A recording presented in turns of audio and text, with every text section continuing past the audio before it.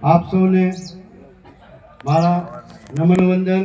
રામમ સત્યમ પરમ બ્રહ્મ રામાત કિંચન વિદ્યતે તસ્માદ રામ સ્વરૂપમ હિ સત્યમ સત્યમિદમ જગત। આજે આપણી વચ્ચે કેશવદાસ બાપુ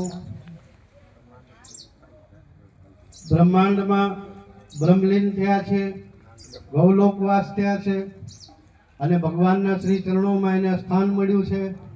એના સાક્ષીમાં આપણે સૌ સંતો મહામંડલેશ્વરો અહીંયા ઉપસ્થિત છીએ કે આ જગતમાં એમ કહેવાય છે દુઃખ અને સુખ, તો એક દુઃખ જે સૌથી મોટું છે તે આ જન્મત મરત દુસરે દુઃખ હોય।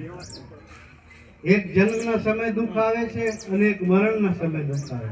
તો જ્યારે આ પંચ મહાભૌતિક તત્વોથી બનેલું નિર્માણ કરેલું શરીર આ દેહનો ત્યાગ કરે અને પ્રભુના ચરણોમાં એને સ્થાન મળે એ બહુ ઉત્તમ વાત છે। અને આટલા બધા સંતોના દર્શન પ્રાપ્ત થયા।